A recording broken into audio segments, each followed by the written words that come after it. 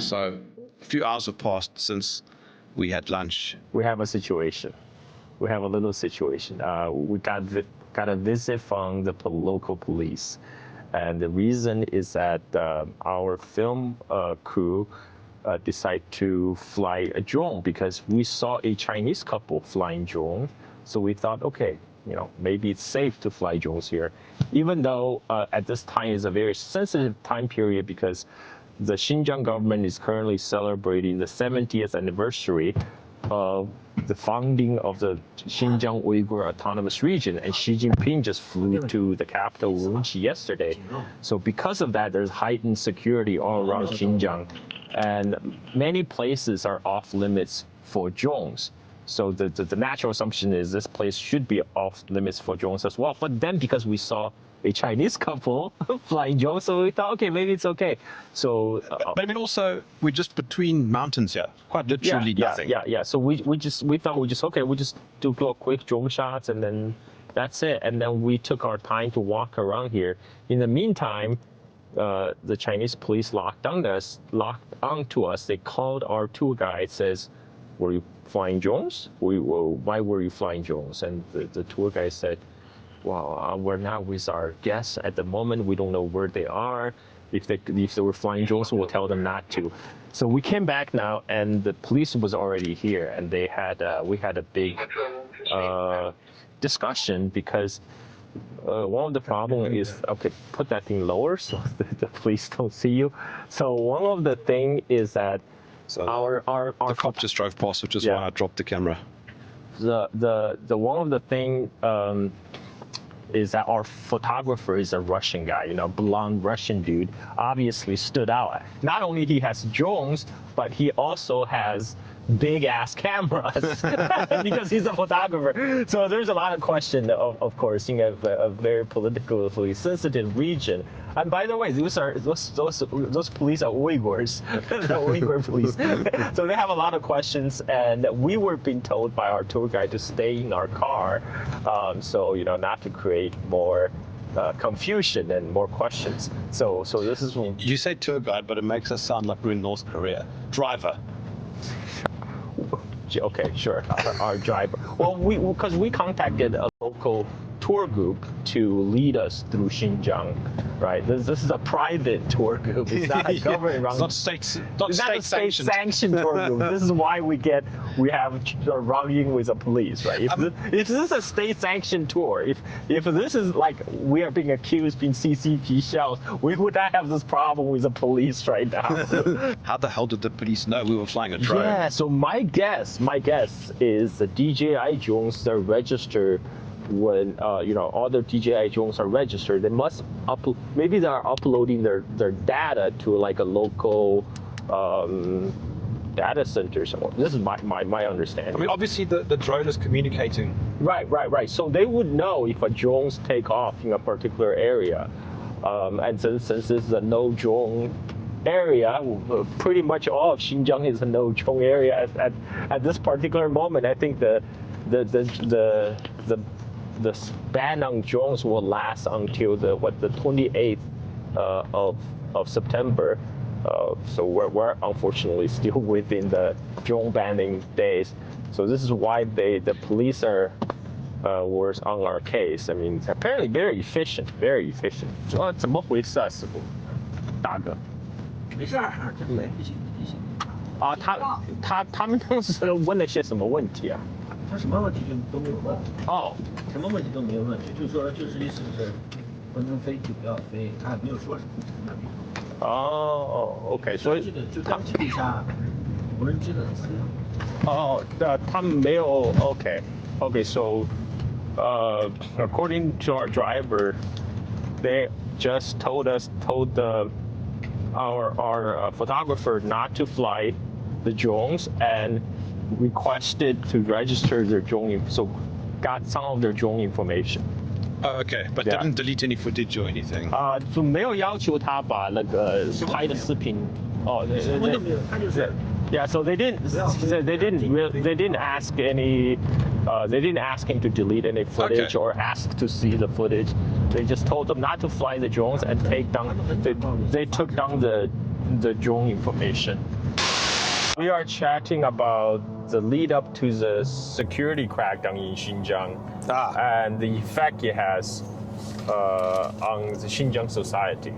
And this lead to the overinflated so-called Uyghur genocide narrative in the West. This is very important though. Yes. Overinflated. Yes. So something was going on which triggered the Sure. overinflation.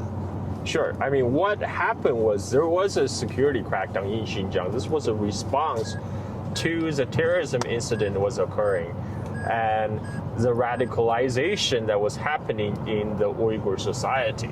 The crackdown, the de-radicalization center that popped up was to address the what was going on in Xinjiang at the time. I mean, could there be abuse, in this widespread crackdown? Probably. I mean, did the Chinese government go overboard in some instances? Very likely. Yeah. But was it a genocide? No, because what happened in Xinjiang and what is happening in Xinjiang pales in comparison of what is happening in Gaza at this very moment. I mean, it's Which is a genocide. Which is a legitimate genocide. So for people to say that what's happening in Xinjiang is a genocide is actual genocide denial by degrading the term of genocide. And because we're now traveling in Xinjiang.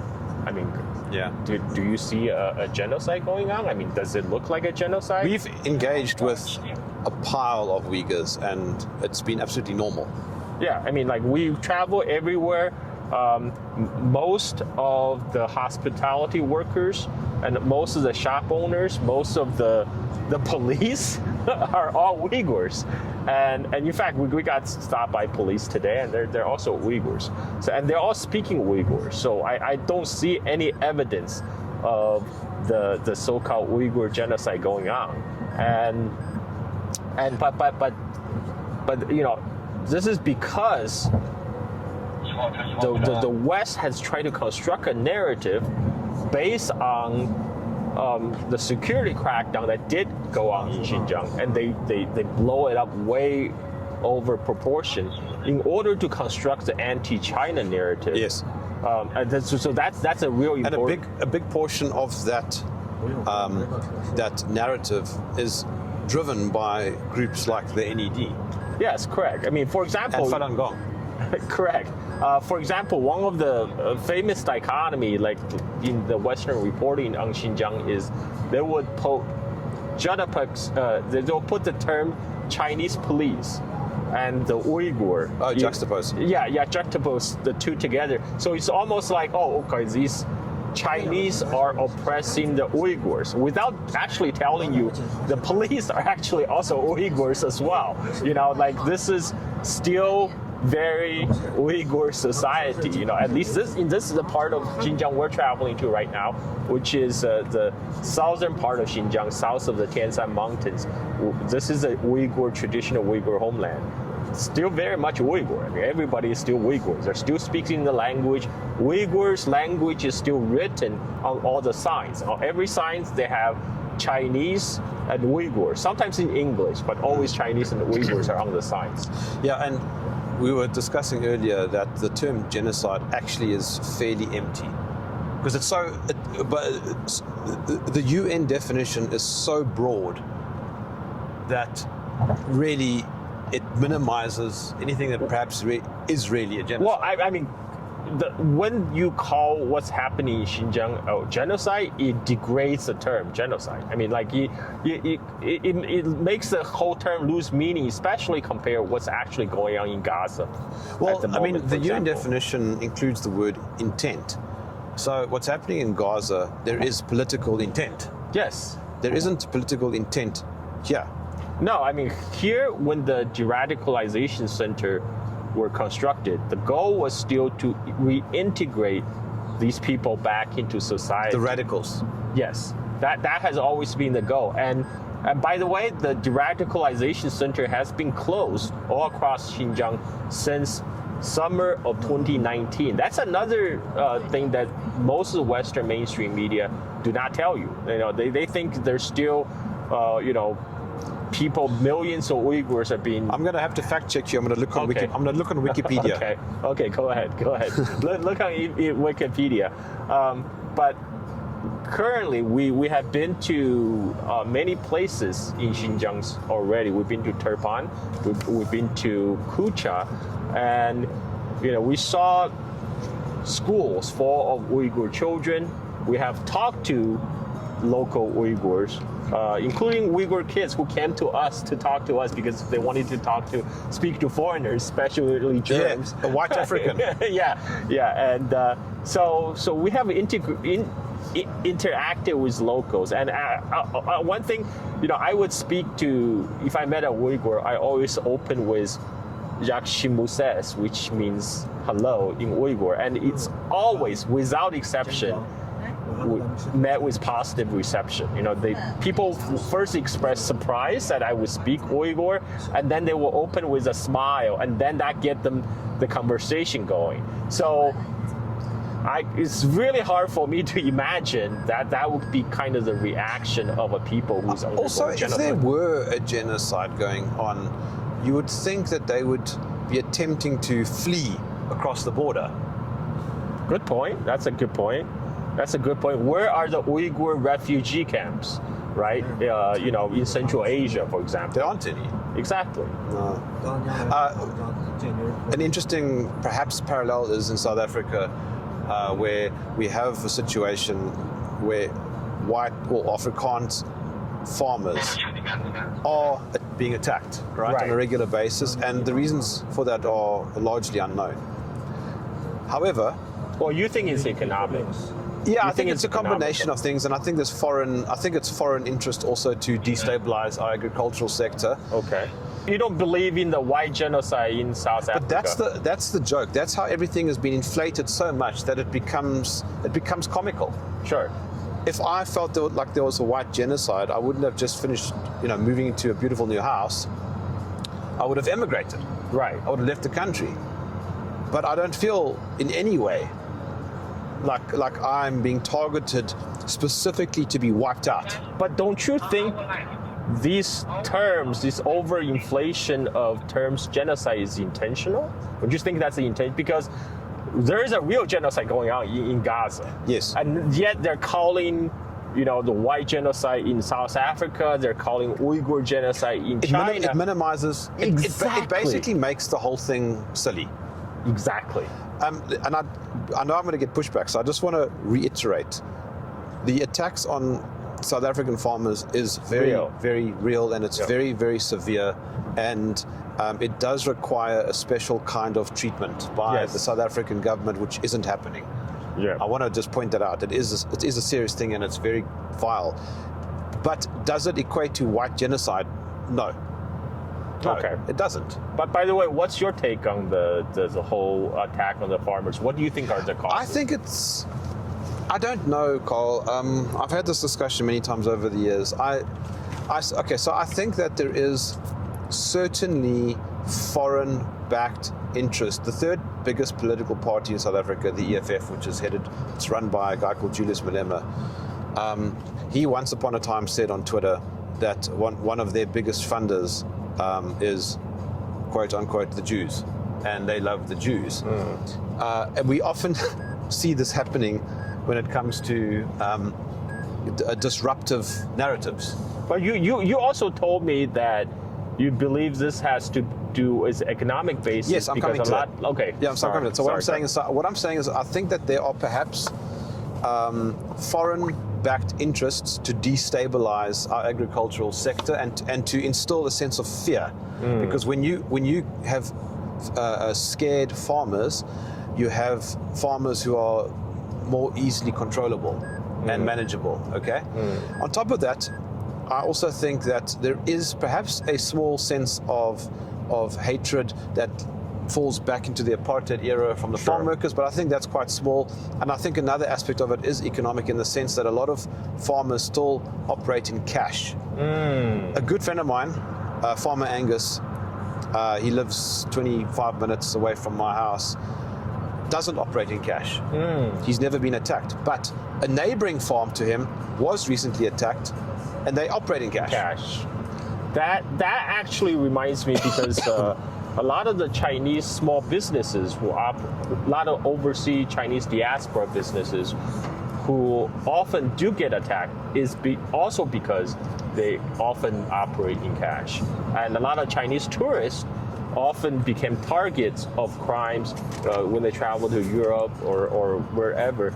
It's because they also are known to carry a large amount of cash. So I think that I think that makes sense. That makes sense. And not just right. cash, but most farmers carry with them a lot of guns. And I suspect that also, like cash, becomes a target. Sure. Because the farm workers know that they are armed, Right. and they just have to figure out where the firearms are. Right. And perhaps, but I need to look into that. I don't know what the statistics are around that. But you don't believe there's white genocide? there's no white genocide in South Africa, but there is certainly a very severe problem with particularly Afrikaner farmers being attacked. Okay. And I don't know what the reasons are. I understand. But going back to what you were saying, when we start throwing around the term genocide, what actually ultimately happens is that we start discussing the word genocide and we become distracted from the actual talking point. Yes, you are distracted from the actual genocide that Israel is committing in Gaza. And this is intentional. I would argue this is intentional because... Manufactured. Yes, because in 2018, I remember this is at the time when Israel was bombing Gaza.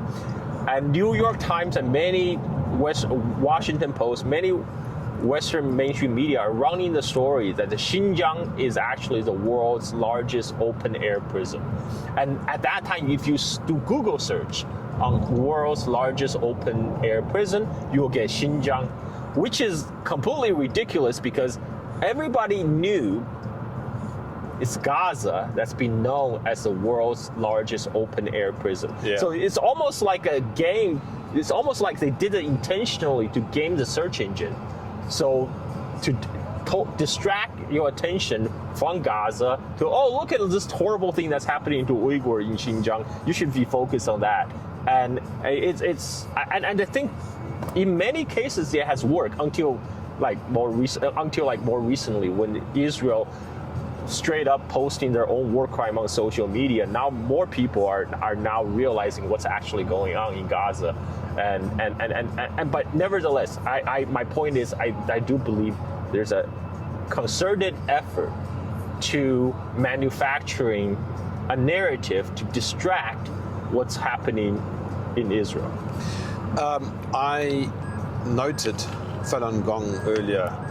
Let's just quickly talk about that. Is that also a Xinjiang-based discussion? No, so Falun Gong and related to that is the organ harvesting. Right. So Falun Gong, they're the organization who originated the claim of organ harvesting in China. Falun Gong it's a cult that was banned in China since late 1990s, and they obviously have an axe to grind with the Chinese government because they have been banned from China. And one of their most sensational claim is that they claim China target Falun Gong practitioners for organ harvesting.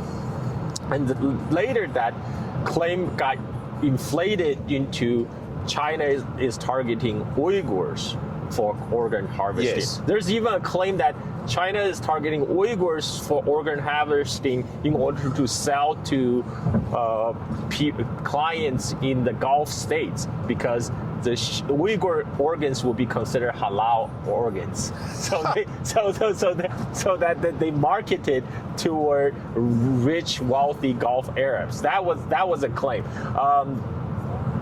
Now, interestingly, one of the Uyghur doctors who was one of the quote-unquote key witness for the Falun Gong claim, later he apologized on Twitter, say, I apologize to my Saudi friends that we sometimes get too emotional and maybe have overstated our claims. And I think because he doesn't want to piss off, Saudi Arabia. And because, the claim was China was selling Uyghur organs to Saudi clients. So Falun Gong was banned because, originally, for people who don't know Falun Gong is, you might have heard of the Epoch Times. That is the media arm of Falun Gong, and Falun Gong they're now probably one of the most, people often say Chinese propaganda.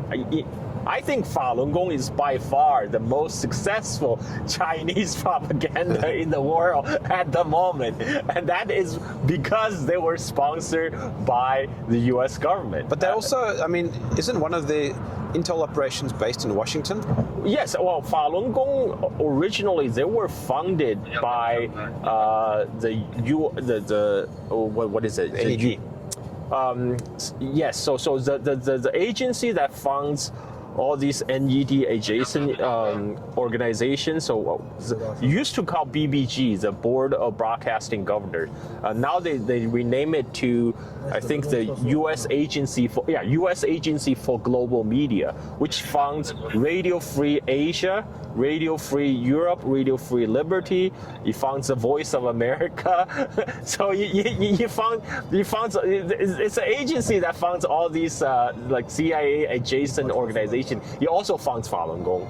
And I don't know if he funds Falun Gong now, because now Falun Gong run a quite profitable media organization called Epoch Times. And it's also linked to the CIA. Yeah, of course. That's why they're so successful in media. But Epoch Times, if you actually go and have a look at their China articles, it's always negative. Oh, yeah, of course. They are Falun Gong, and they have very huge YouTube operations as well. China Uncensored, one of the big Falun Gong channel that's out there. Many people probably don't even know they're Falun Gong, but they are the ones who originate a lot of these horror stories about organ harvesting in China, they obviously have an axe to grind against Chinese government because they were being banned since late 1990s. So they were being banned because at the time they were growing very fast. It was one of the fastest growing cult in China. They believe in UFOs or something. Well, they believe their leader could levitate and talk to aliens and all that crazy stuff. But they also don't believe in modern medicine. So they believe their Falun Gong practitioners should not go to the hospital, should not seek medical help, but should just pray to get better. But what happened was in the late 90s, some Chinese journalists ran an expose on Falun Gong. And so Falun Gong organized a large protest to demanding the publication to retract the story and apologize. And when that didn't happen, they organized a larger protest. This time they had organized thousands of members to do a sit down in the Tiananmen Square near, and they blocked the entrance. That blocks the entrance of the headquarters where the residence of the Chinese top leader, Zhong Nanhai. And that alarmed then Chinese President Jiang Zemin, who did not like that at all. So he had Falun Gong banned. So because from China, and for this particular reason, Falun Gong had a big axe to grind against the Chinese government. And it's just so that U.S. three-letter intelligence agencies found Falun Gong a very convenient vehicle, to carry out their anti-China agendas. This is how Falun Gong got their U.S. government funding. I don't think anybody takes Falun Gong seriously anymore. Oh, I hope so. I hope so. But they do, I interviewed some woman. Jennifer Zhang. Yes, right? yes. She was on my show. Gong. Yeah, she is Falun Gong, and I believed her. Yeah, because some of their stories are very believable. They create a very believable narrative. But they also have a very successful like a dance performance show, called the Shen Yun. Their branding is China before communism, and you will see their posters, advertisement posters everywhere in big cities like Los Angeles, where I used to live. It's just like a Chinese woman in traditional costume dancing. So many people thought they were gonna go see a Chinese cultural show, but it's actually a Chinese cultural show. It's actually Falun Gong propaganda disguised as a Chinese cultural show. That's one of their biggest moneymaker besides the Epoch Times media empire. But anyways. I think we have covered quite a lot of ground, Carl. Let's just have a look here. Let's turn the camera around. Look at that. The sun is setting. The sun is setting, and we're going. How's that for bad timing? I'm filming us going through a toll gate. Yeah. It is 7:35. Well, this actually, is 7:35. Let's talk about that quickly. Yeah, this is 7:35 Beijing time, and in Xinjiang, even though we're a couple time zones away from Beijing, but in China, all of China operates under Beijing time. So right now at 7:35 Beijing time, sun would be already set in Shanghai, for example, in the East Coast. But in Xinjiang, the sun is still bright because the locals operate what's known as the Xinjiang time, which is 2 hours behind. So 7:35 Beijing time is really 5:35 Xinjiang time. What I mean is the local students, they go to school at 10 o'clock. Because that's really 8 o'clock. It's really 8 o'clock, yes. So everybody kind of just mentally offset by 2 hours, and this is how the reason why all of China, despite China being a huge country and operate on one time zone, is so they can have a uniform train schedule. It is confusing when you wake up in the morning. Yes, because in Xinjiang, every day we wake up right now, 7 o'clock is still dark. 8 o'clock, the sun is just barely rising. End of part 2.